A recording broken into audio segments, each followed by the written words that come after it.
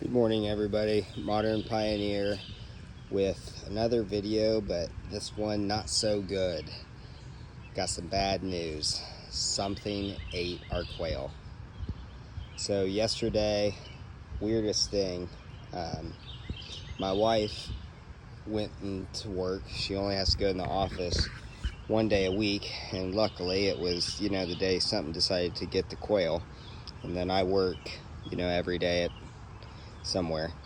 So she came home, and what she found was feathers everywhere, and it's quite gruesome. That's all I'll say. Anyway, so if you'll remember, we made these two sections for the quail and the rabbits, but we had the quail over here.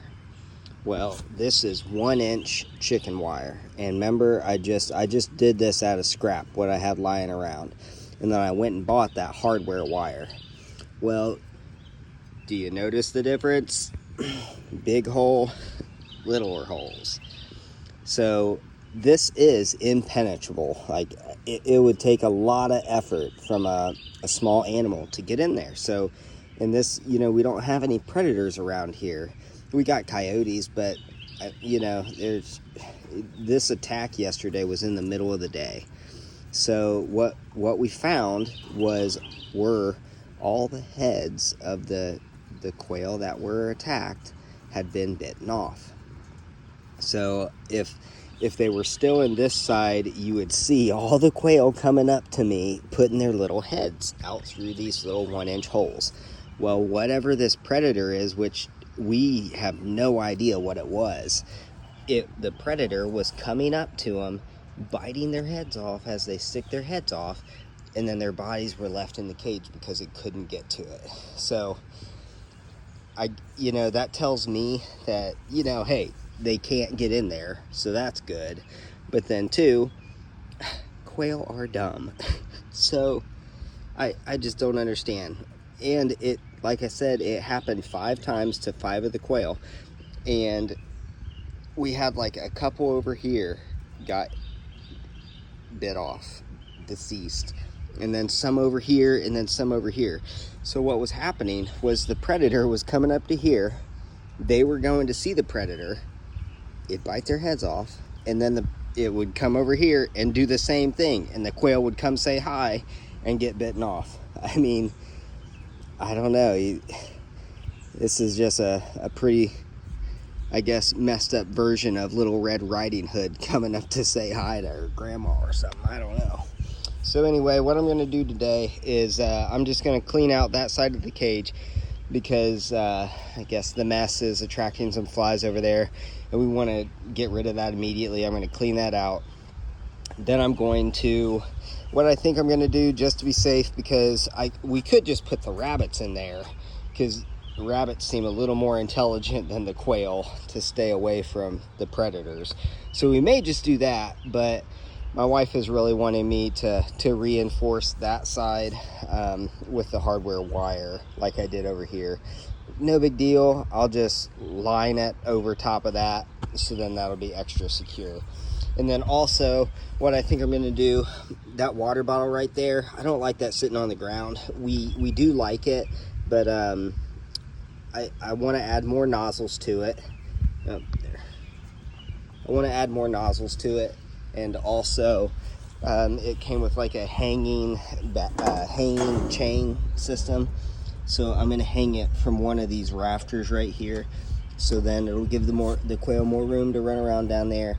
And then they don't have to bend down so much to get the water. So those are the modifications that I'm going to do to this blowout pin. And right now we've been using this pin for over 3 weeks now, and it's been great, actually. No issues up until yesterday. So I'm going to make those couple modifications, and we're going to go from there. Okay. Just a little elbow grease and some water, and we got it all cleaned up, looking brand new again. After I was working on it for as long as I just decided, hey, what if we just keep the quail over there where the hardware wire is, and then put the rabbits over here, you know, because rabbits seem at least a little more intelligent, so then they don't go putting their necks outside the fire, or not fire, but wire, to get chopped off.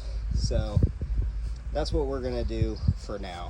And if, you know, whatever this predator is, which it's got to be something small, maybe like a little a cat, neighborhood cat, or something.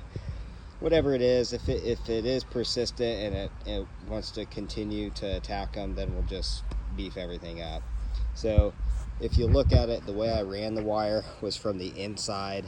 If, you know, the inside right here, see, if I really want to beef it up and put another layer of security up there, I could line the inside of this with that hardware wire, and then do another on that perimeter right there and shoot. Probably even keep us out if we wanted to get in there.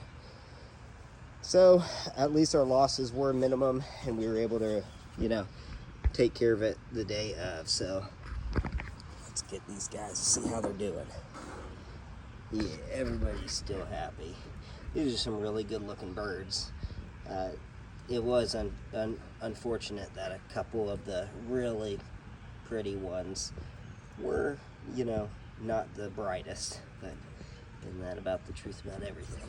So, all right, while I was cleaning this too, I did clean the top of it with the pressure hose, and I tell you, honest to goodness, I didn't see any water getting down there. So, and I was doing that with a pressure hose, so I was pretty impressed with that.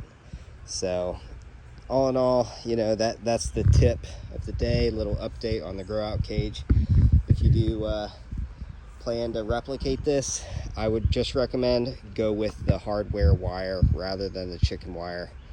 It's just a no-brainer, easier to work with, and keeps out predators and keeps the dumb animals in. So anyway, I appreciate your guys' attention. Hope this video helps you in your endeavor to become a modern pioneer. Be safe.